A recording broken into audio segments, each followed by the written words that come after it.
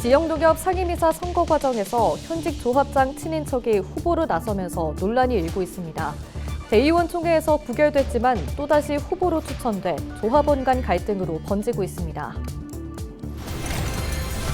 시장 군수 시민사회단체가 윤석열 대통령에 대한 신속한 파면을 헌법재판소에 촉구하고 나섰습니다. 이들은 지체 없는 윤석열 파면 결정으로 하루빨리 대한민국을 바로 세워주길 촉구했습니다. 전북 지역 초등학생 수가 4년간 30%가량 줄어들 것으로 전망됐습니다. 학교급별로는 초등학생의 감소세가 가장 큰 것으로 분석됐습니다. 조국혁신당이 1차로 강동원 전 국회의원 등 7명을 전북 지역 위원장으로 선정했습니다. 내년 6월 치러질 제9회 전국동시 지방선거에 대비해 기초지방자치단체 선거구를 기준으로 정했습니다.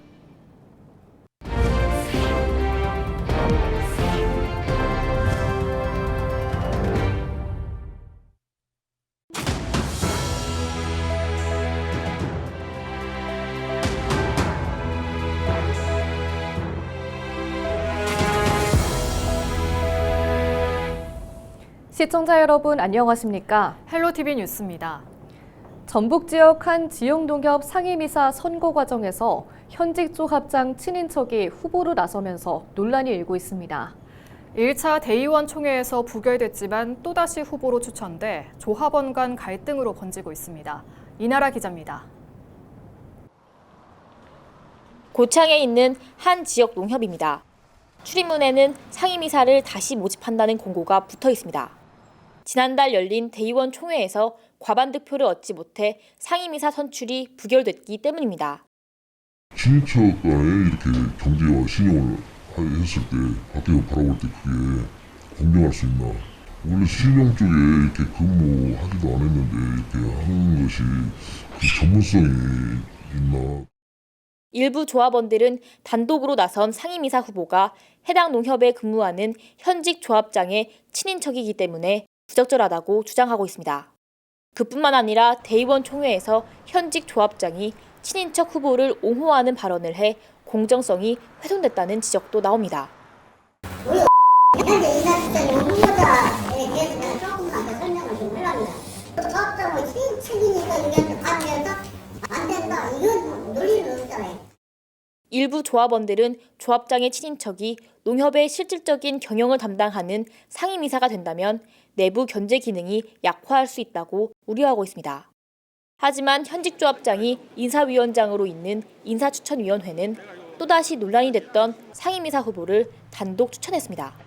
조합원들은 인사추천위원 7명 중 2명이 각각 조합장과 조합장이 임명한 위원이기 때문에 객관적인 결정이 어렵다고 강조했습니다. 대의원 총회에서 부결 났음에도 불구하고 기울어진 운동장 속에서 또다시 그런 후보를 추천한다는 그 자체는 대의원 총회를 좀 기망하는 것이고 또 조합원 4,500여 명의 조합원들을 좀 무시하는 게 아닌가 생각이 들고요. 친인척 문제가 곧 한 사람의 장기 집권을 가는 이런 발판이 되고 있다. 이런 논란에 대해 해당 조합장은 절차에 맞게 상임이사 선출이 진행되고 있다며 문제될 게 없다고 반박했습니다. 절차에 의해서 하니까 그런 입장을 내기 싫으니까 지금 안거리는데 어려우니까요. 그거 가지고 뭐 입장을 내라 그러면 왜냐면 그건 정확히 절차에 의해서 하니까 그런 얘기. 왜냐면 그 친인척 아니야 그런 얘기를 좀 말하니까. 절차에 의해서 한다니까 절차에 의해서. 상임이사 선출 투표는 오는 14일 대의원 총회에서 진행될 예정입니다. 헬로티비 뉴스 이나라입니다. 도내 14개 시군 단체장들과 정치권에서 윤석열 대통령 파면과 재구속을 요구하고 나섰습니다.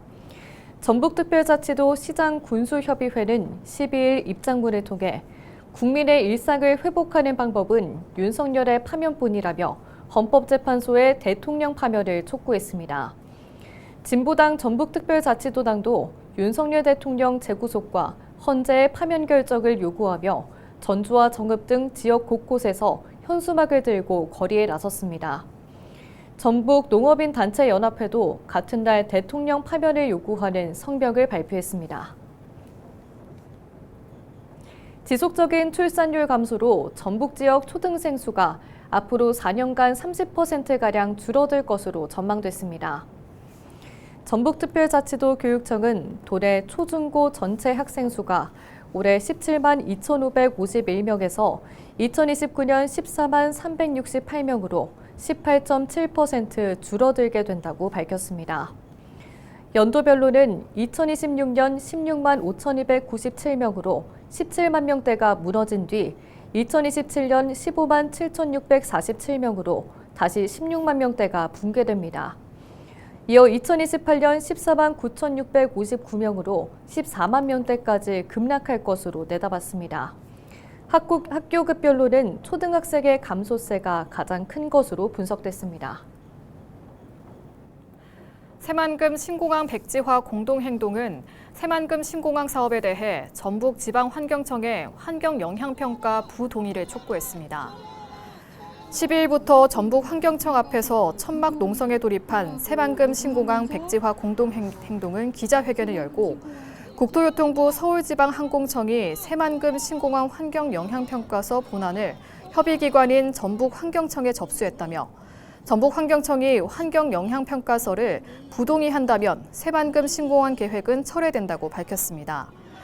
이어 환경영향평가서 초안에 따르면 새만금 신공항 부지인 수라 갯벌 반경 13km 주변에는 법정 보호종이 64종에 이르고 확인된 조류만 24만 마리 이상이라며 공항 건설은 야생 동식물들의 대규모 생태 학살을 불러올 것이라고 주장했습니다.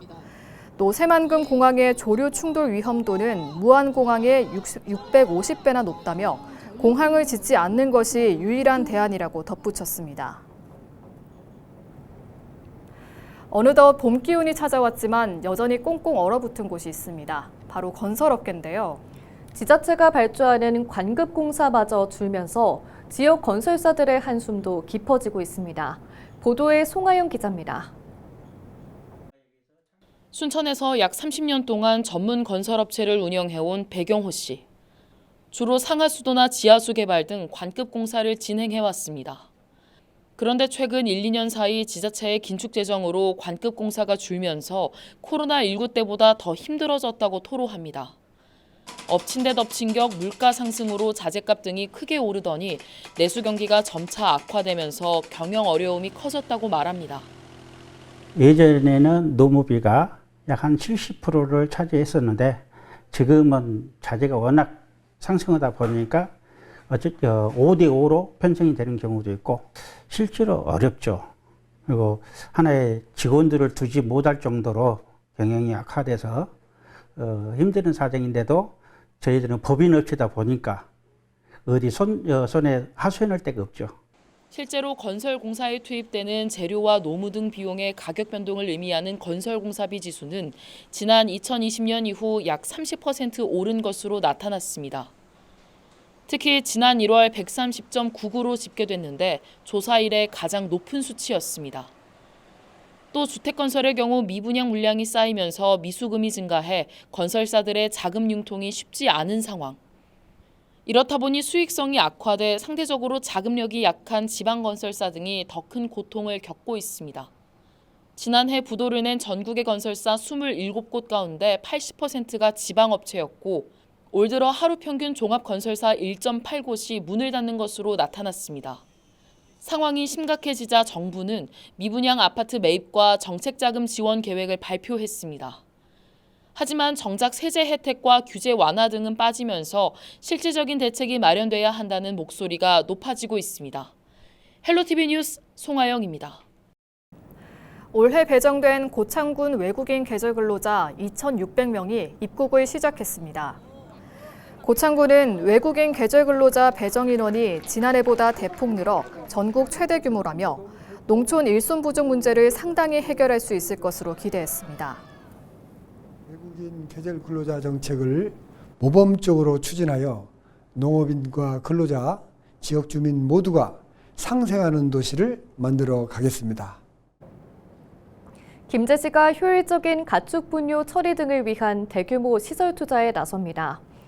올해 축산 악취 개선 사업 공모와 축분 고속 발효기 지원 사업 등에 선정된 김제시는 21억 원을 확보해 정화 방류 시설 3개소와 악취 저감시설 8개소를 지원할 계획입니다.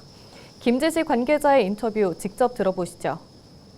이번 사업으로 농가 자체 분뇨 처리 비율을 높이고 악취 저감 시설을 설치하여 악취 민원을 취소하여 쾌적한 생활 환경을 조성할 계획입니다.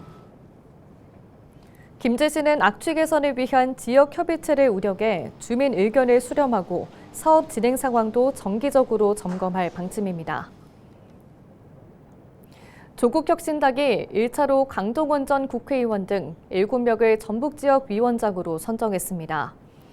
군사는 이주현 전 전북지방조달청장, 익산은 유인철 혁신당 소상공인위원장과 이명택 전 익산시 의원, 김재화 부안은 김성수 전 부안군의회 의장, 남원은 강동원 전 국회의원, 완주, 진안, 무주, 장수군은 양준화 전 전국지속가능발전협의회 사무총장, 임실과 순창은 김왕중 임실군 의원이 선정됐습니다.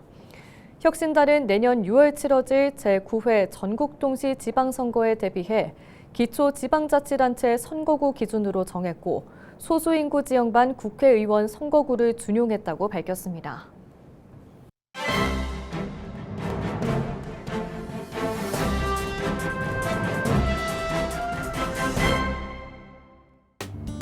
전북 도민일보 기사입니다. 고령화 시계추가 빨라지면서 전북 지역 국민연금 수급자가 1년 만에 6%나 늘어난 것으로 나타났다는데요. 특히 2차 베이비붐 세대가 본격적으로 은퇴 생활에 접어들게 되면서 국민연금 수령자는 당분간 우상향 곡선을 그릴 것으로 전망된다고 합니다. 국민연금 출범에 맞춰 베이비붐 세대 상당수는 연금 수급액도 많아 국민연금의 지속 가능성에 적잖은 타격이 예상되고 있다는데요. 국민연금 통계자료에 따르면 지난해 11월 말 기준 도내 국민연금 수급자는 총 29만 5,340명으로 집계됐다고 합니다. 이는 지난해 같은 달보다 17,034명이 늘어난 수치라는데요. 이처럼 수급자가 늘어난 건 지난 1999년 연금 수급을 위한 최소 가입 기간이 15년에서 10년으로 완화된 점과 2차 베이비붐 세대의 은퇴가 시작되고 있는 점 등이 맞물린 데 따른 결과로 풀이된다고 신문은 전했습니다. 지금까지 신문 브리핑이었습니다.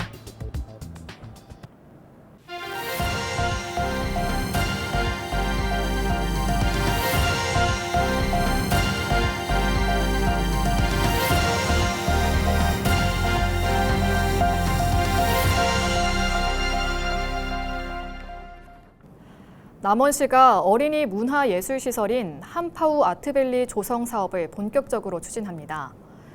12일 착수보고회를 연 남원시는 2026년까지 전체 면적 2,700제곱미터 규모의 아트밸리를 지을 계획입니다.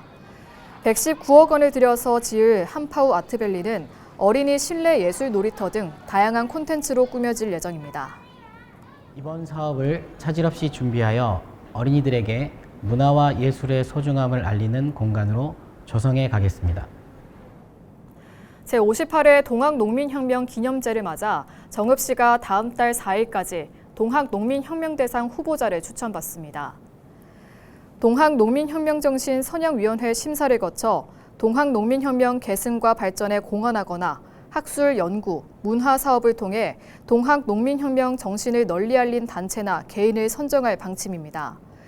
시상식은 동학농민혁명 기념제가 열리는 5월 10일 진행되며 수상자에게는 2천만 원의 상금과 상패가 수여됩니다. 정읍시 관계자의 인터뷰 들어보시죠. 동학농민혁명의 역사적 가치가 세계적으로 인정받고 있습니다. 그 중심에 있는 정읍시에서 자유, 평등, 인권의 대화합 정신을 실천하는 단체 개인을 발굴해 시상할 계획입니다. 후보자 접수는 정읍시 동학유산과에 우편이나 방문 접수하면 됩니다. 남원 원예농업이 지난해 종합업적평가와 상호금융대상평가에서 모두 1위를 달성했습니다. 남원 원예농협은 전국 1,111개 농협을 대상으로 진행한 2024년 종합업적평가 결과 최우수 농협으로 선정됐다고 밝혔습니다. 이상으로 뉴스를 마칩니다. 시청해주신 여러분 고맙습니다.